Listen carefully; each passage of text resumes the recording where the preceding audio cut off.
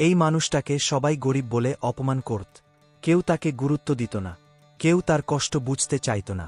কিন্তু একদিন এমন কিছু ঘটল, যার পর গ্রামের সবচেয়ে ধনী মানুষটাও তার দরজায় এসে মাথা নিচু করতে বাধ্য হল। এই গল্পটা শেষ পর্যন্ত শুনুন, কারণ এর শিক্ষা আপনার জীবন বদলে দিতে পারে। ফজরের আজান ভেসে আসছে। গ্রামের এক কোণে ছোট্ট কাঁচা ঘরের ভেতর আব্দুল্লাহ নামের এক যুবক নামাজ শেষে আল্লাহর কাছে দোয়া করছে। তার ঘরে টাকা নেই, খাবার কম, কিন্তু তার মনে আছে শান্তি, কারণ সে জানে আল্লাহ সব দেখেন। আব্দুল্লাহর মা অনেক দিন ধরে অসুস্থ, ডাক্তার দেখানোর মতো টাকা তার নেই। গ্রামের লোকেরা তাকে দেখে বলে, এত নামাজ পড়ে কি হবে, পেটে তো ভাত নেই। আব্দুল্লাহ কোনো জবাব দেয় না, শুধু মনে মনে বলে, হে আল্লাহ, আপনি জানেন। এই গ্রামেই থাকে হাজি করিম, গ্রামের সবচেয়ে ধনী মানুষ, বড় বাড়ি, দামি গাড়ি, আর মানুষের ভিড় সব সময় তার পাশে। কিন্তু নামাজে অনিয়ম আর অন্তরে অহংকার। সে গর্ব করে বলে, গরিবরা যদি আল্লাহর প্রিয় হতো তাহলে তারা গরিব থাকত কেন? একদিন মসজিদের সামনে দান চলছিল। আব্দুল্লাহ লাইনে দাঁড়ায়।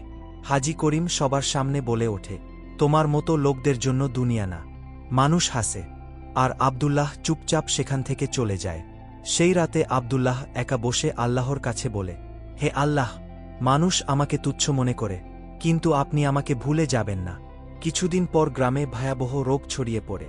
হাজি করিমের পরিবারও সেই রোগে আক্রান্ত হয়। টাকা আছে, ডাক্তার আছে, কিন্তু শান্তি নেই।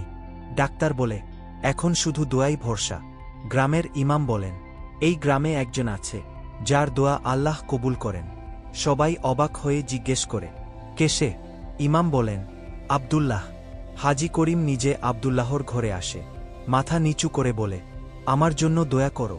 আব্দুল্লাহ কোনো অভিযোগ করে না, সে শুধু বলে, চলুন আল্লাহর কাছে চাই। ঈশার নামাজের পর আব্দুল্লাহ দয়া করে। কিছুদিনের মধ্যেই হাজি করিমের পরিবার সুস্থ হয়ে ওঠে। এই ঘটনা পুরো গ্রামে ছড়িয়ে পড়ে। হাজি করিম বদলে যায়। সে নিয়মিত নামাজ পড়ে, অহংকার ছেড়ে দেয়।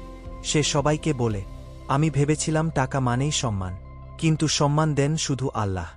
আব্দুল্লাহ কাজ পায়, তার মায়ের চিকিৎসা হয়, তবুও সে আগের মতোই বিনয়ী থাকে। গ্রামের মানুষ বুঝতে পারে।